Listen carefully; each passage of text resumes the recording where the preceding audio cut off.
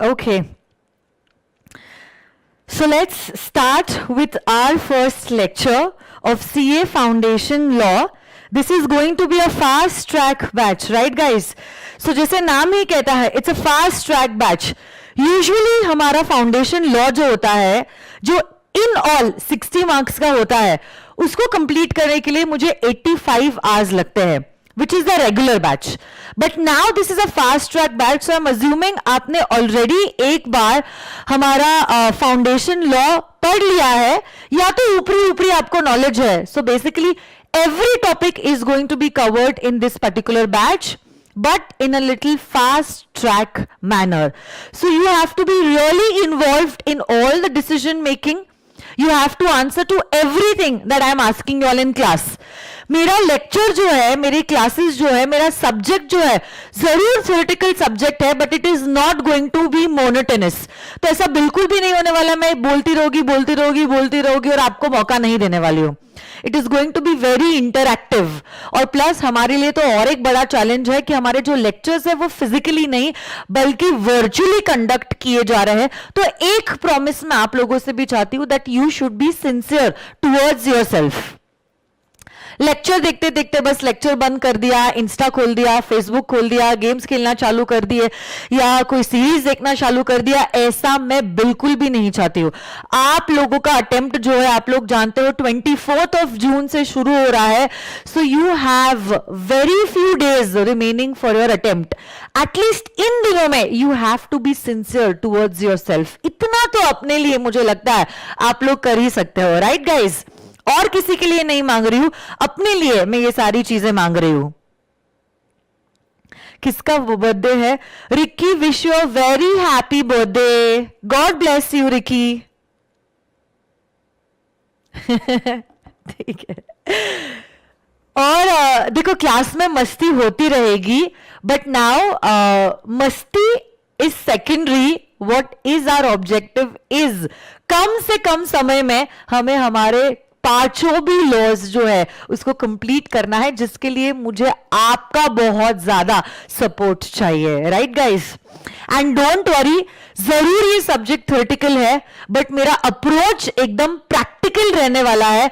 सो आपको कभी भी ऐसे नहीं लगेगा कि ये जो सब्जेक्ट है बहुत बोरिंग है. इनफैक्ट इसी सब्जेक्ट को मैं बनाने वाली हूं scoring. Okay, so please sit straight like good children, your eyes and ears open, suspend anything else that you are doing and only concentrate on this topic. तो आपको आपकी स्क्रीन के सामने नजर आ रहा होगा the index of my book. As you all know, I think you all know, it is assumed that you all must be knowing कि हमारे फाउंडेशन लॉ में 5 एक्ट्स होते हैं जिसको आपको पढ़ना है.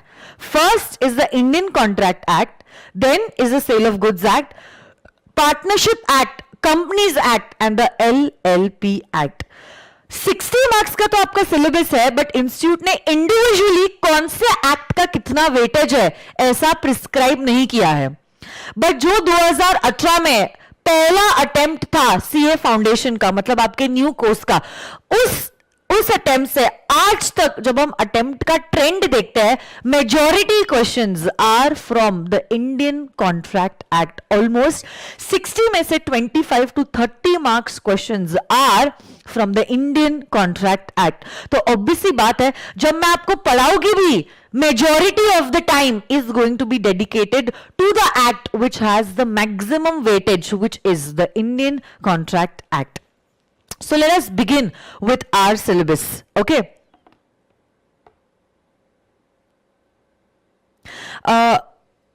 Notes were dispatched a month back. I don't know why didn't you get your notes. I thought everyone has got their notes. अगर आपको notes नहीं मिली है, please contact my dispatch team. Because it's been a month that the notes have been dispatched.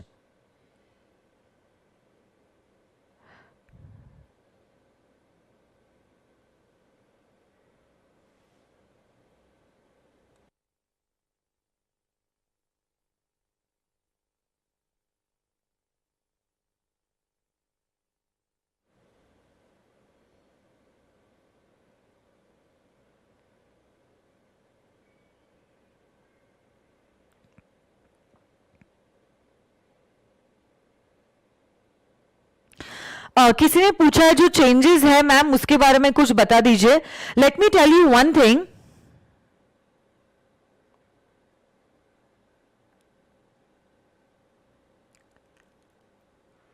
Yes, my dear friends, for the fast track batch, you will only get the chart books and the PPT books. Okay, so this is not the regular batch. तो main books आपको नहीं मिलने वाली है.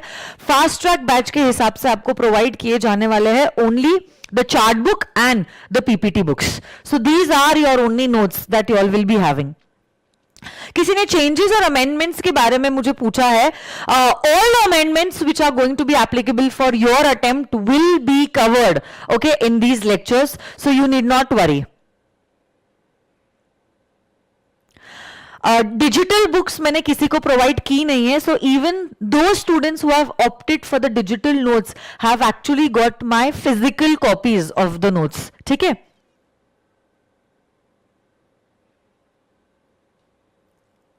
Okay so देखो, कुल मिला के you have 5 acts to learn in our syllabus. Indian contract act का जैसे मैंने कहा है सबसे ज्यादा वेटेज है, इसलिए समय भी मैं उसको सबसे ज्यादा देने वाली हूं. So without wasting even a single moment I am starting with the Indian contract act. I want every one of you all to suspend whatever you are doing and to concentrate on whatever I am going to teach right now. अब सुनो मेरी बात. Act का नाम क्या है? क्या आप लोग मुझे एक साथ बोल सकते हो क्या? जोर से, जहां कहीं पे भी आप बैठे हो, any place anywhere, does not really matter. आपको कैमरा के सामने, आपके मोबाइल के सामने, लैपटॉप के सामने बैठे बैठे मेरे साथ बोलना है, what is the name of the act that we are going to start studying with. The name of the act that we are going to start studying today is the Indian Contract Act 1872. What is the name of the act? बोलो तो बच्चों. Indian Contract Act 1872. Indian Contract Act 1872.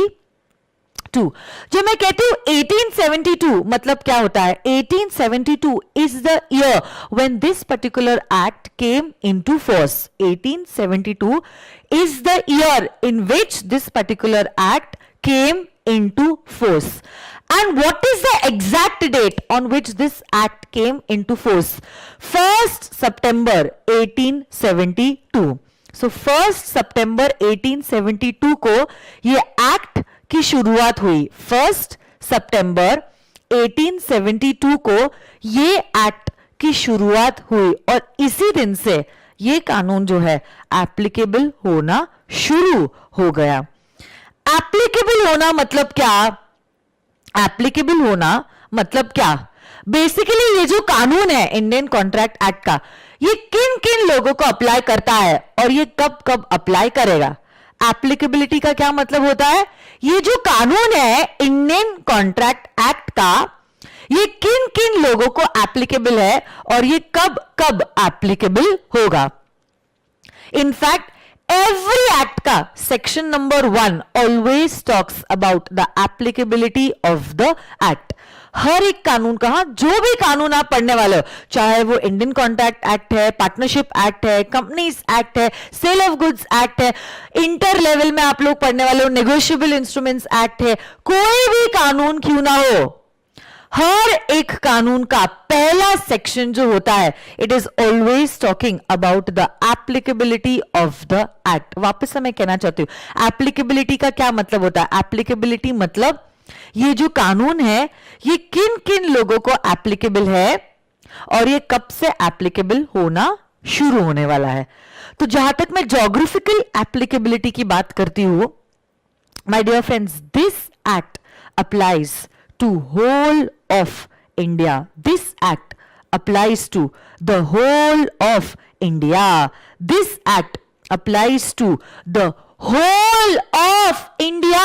It applies to the whole of India. अब देखो, आप लोग जानते हो Indian constitution में हमने पहले जम्मू एंड कश्मीर को एक स्पेशल स्टेटस दिया था, बट अब वो आर्टिकल हमने भारत संविधान से हटा दिया है, जिसके वजह से अब कोई भी सेंट्रल एक्ट जब इंडिया में आती है, then my dear friends, those acts become applicable to the whole of India. अब वो कॉन्सेप्ट चलेगा, अब वो कॉन्सेप्ट चलेगा, including Jammu and Kashmir and excluding Jammu and Kashmir. अब कोई भी सेंट्रल एक्ट अगर नोटिफाई होती है, this act automatically applies to the whole of India.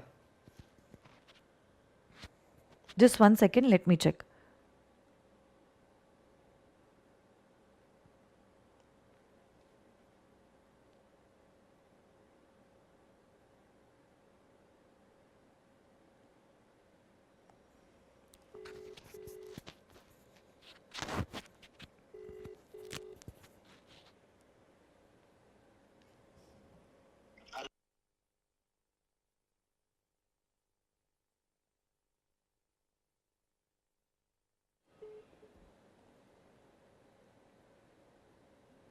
Okay.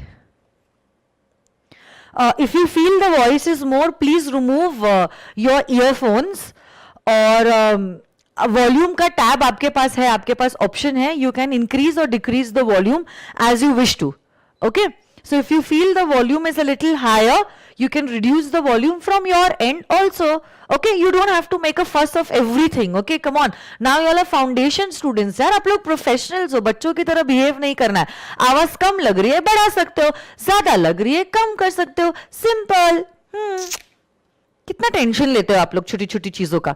सुनो ना मेरी बात, इंडियन कॉन्ट्रैक्ट एक्ट जो है आज के जमाने में it is applicable to whole of India. In fact I already told you all, अब अगर कोई भी सेंट्रल एक्ट पास होती है, every central act my dear friends automatically becomes applicable to whole of India. अब आज के जमाने में इंक्लूडिंग जम्मू एंड कश्मीर और एक्सक्लूडिंग जम्मू एंड कश्मीर का कॉन्सेप्ट नहीं है. Every act is going to be applicable to the whole of India.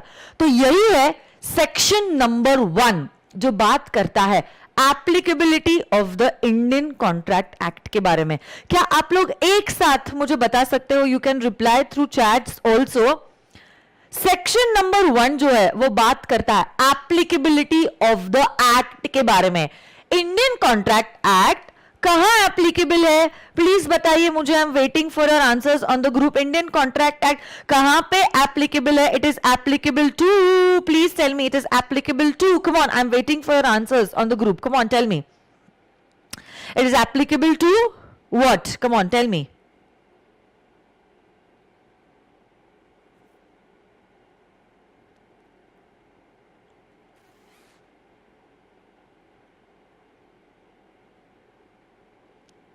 Very good Kashish, Alisha, Kajal, Piyush, Kanak, Arsh, Nandini, Pranali, very good. I am so proud of you all my dear friends. सबसे पहले सही जवाब देने वाले बच्चों में से ये कुछ बच्चे थे जिन्होंने कहा है this act is applicable to whole of India. बाकी के सारे बच्चों ने भी जवाब दिया है. Very good my dear friends, everyone is correct. So section number 1 of the Indian Contract Act says that this act is applicable to whole of India, whole of India, whole of India. आपको including excluding Jammu and Kashmir अब बोलने की जरूरत नहीं है, because the special status that was given to the state of Jammu and Kashmir has been removed now. So now all central acts are automatically applicable to the whole of India. तो अब देखो वापस से मैं ये कानून के नाम पे आना चाहती हूं. क्या कहता है ये कानून का नाम? The Indian contract act 1872. The Indian contract act 1872. Question ये अराइज होता है, ma'am what is the meaning of the word contract? Ma'am, oh ma'am, what is the meaning of the word contract? अब देखो एक्ट कहती है an agreement enforceable by law is a contract. Act कहती है an agreement enforceable by law is a contract. And agreement enforceable by law is a contract. अब basically contract इस शब्द में दो शब्दों को जोड़ा गया है, agreement, agreement, enforceable by law, agreement enforceable by law is a contract, agreement enforceable by law is a contract. But question arises, what do you mean by an agreement? Agreement enforceable by law is a contract, but what do you mean?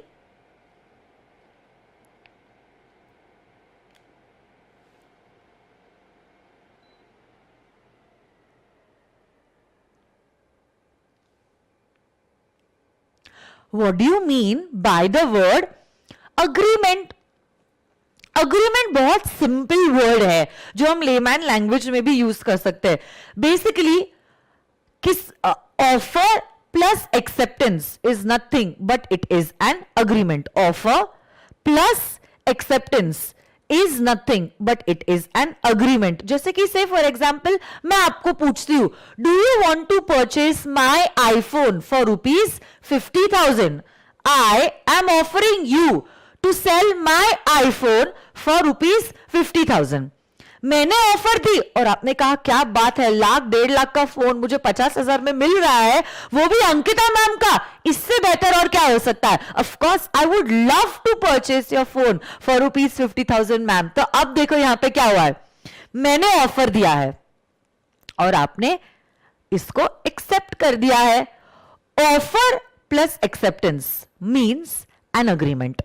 Offer plus acceptance means an agreement. Ricky कह रहा है yes ma'am phone दे दीजिए. Shruti Kashish, let me tell you one thing, ये सारे examples जो मैं class में दे रही हूं ये काल्पनिक है, वास्तविक जीवन से इनका कोई भी लेना देना नहीं है. ठीक है, so this is only for example purpose. Okay, तो सुनो ना मेरी बात. मैंने आपको एक ऑफर दिया कि क्या आप मेरा ये फोन 50,000 में खरीदना चाहते हो और आपने मेरे इस ऑफर को एक्सेप्ट कर लिया है. ये ऑफर प्लस एक्सेप्टेंस, ये ऑफर प्लस ये acceptance becomes an agreement. But अब देखो, agreement is not a contract. Act ने क्या कहा है, agreement enforceable by law. Agreement enforceable by law is a contract. Agreement के साथ साथ हमें और एक एलिमेंट का रहना जरूरी है and this element is enforceability by law. ये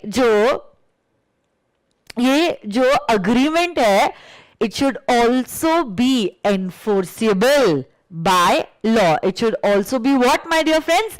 Enforceable by law. Enforceable by law मतलब क्या?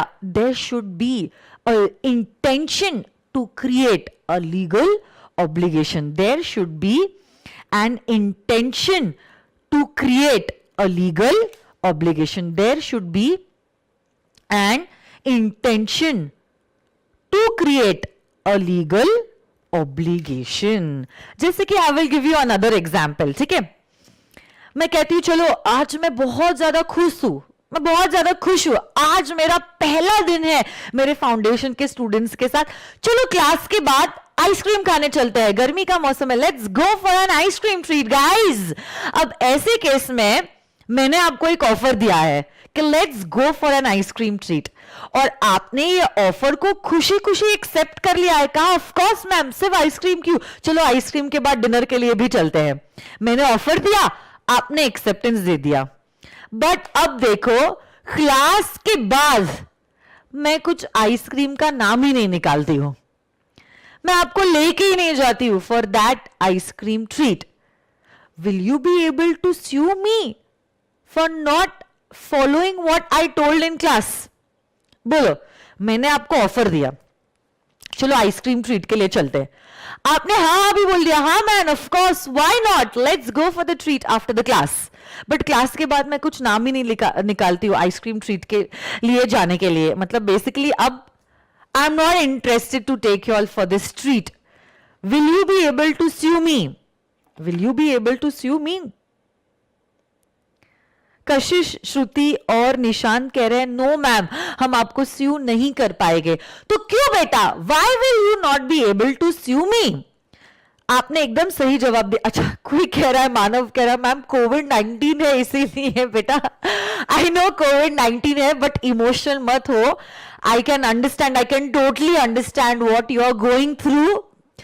मस्ती करने की उम्र थी, खेलने कूदने की उम्र थी, और कहां आपको घर में लॉक कर दिया है। I can totally understand what you are going through, but अब बेटा कॉन्सेंट्रेट कीजिए, फोकस फोकस फोकस, राइट? आप क्यों मुझे स्यू नहीं कर पाओगे? बिकॉज, वेरी गुड निराली, क्या बात है निराली, कीप इट अप। निराली जी कहती है कि मैम यहां पे सिर्फ ऑफर, मैम यहां पे सिर्फ ऑफर और एक्सेप्टेंस था।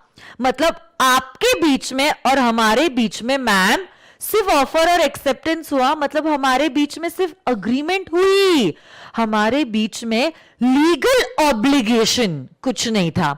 Because the offer and acceptance was of a social nature, was not of a legal nature. There was no enforceability by law, and no enforceability, no contract. तो हमारे बीच में जो रह जाता है वो सिर्फ रह जाता है एक अग्रीमेंट, और वो नहीं बन सकता है एक कॉन्ट्रैक्ट। गेटिंग दिस और नो माय डियर फ्रेंड्स? बोलो। सिमिलरली आप आपके पीपीटी बुक्स में भी देख सकते हो। देखो यहां पे इस एग्जाम्पल में क्या हुआ है।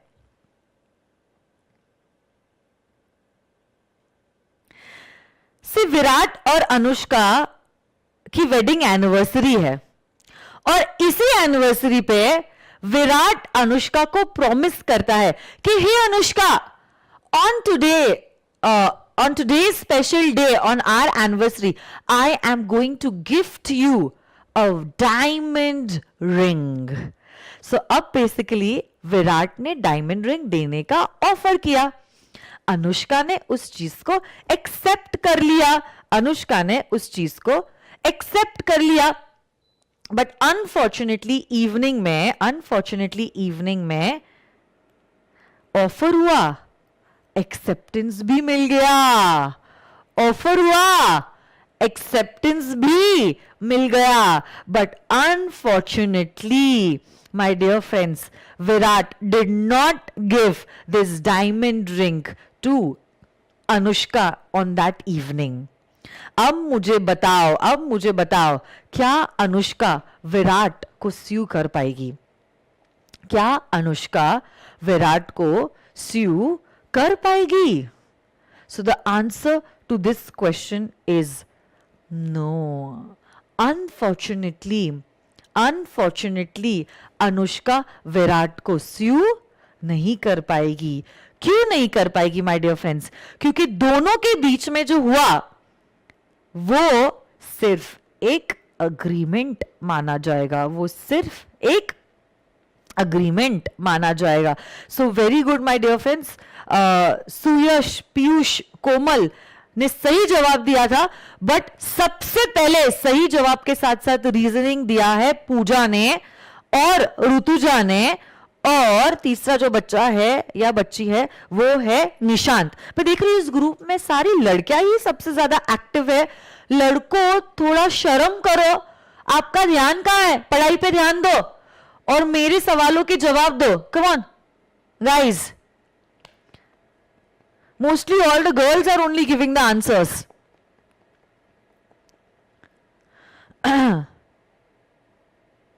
यस, यहां पे कॉन्ट्रैक्ट नहीं बन पाएगा। क्यों कॉन्ट्रैक्ट नहीं बन पाएगा? क्योंकि there is not a legal relationship between these two persons. इनका जो अग्रीमेंट हुआ था that was of a domestic nature. तो समझ में आई बात आप लोगों को? आप लोग काफी स्मार्ट बच्चे हो। हाँ, वेरी गुड। कोई भी कॉन्ट्रैक्ट बनने के लिए आपको अग्रीमेंट के साथ साथ चाहिए होता है एनफोर्सेबिलिटी बाय लॉ। आपको क्या चाहिए होता है? Enforceability by law. So basically what is a contract? Offer plus acceptance plus enforceability by law. What is a contract बोलो तो offer plus acceptance plus enforceability by law. सारी की सारी चीजें हैं तो ही माना जाएगा एक कॉन्ट्रैक्ट बनता है, अदरवाइज आपका कॉन्ट्रैक्ट नहीं बन सकता है. ओके एक क्वेश्चन मैं आप लोगों को पूछना चाहती हूं, आपके हिसाब से which is a broader term, which one is the broader term? Contract broader है या अग्रीमेंट ब्रॉडर है? क्या आप लोग मुझे बता सकते हो which is the broader term, contract और agreement?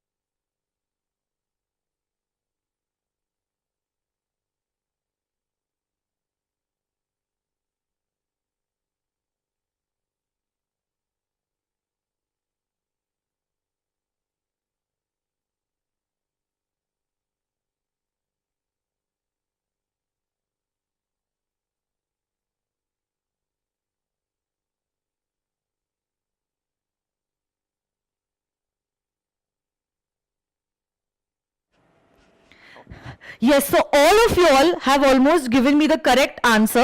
The term that is broader is an agreement. All contracts, okay, all contracts have an agreement.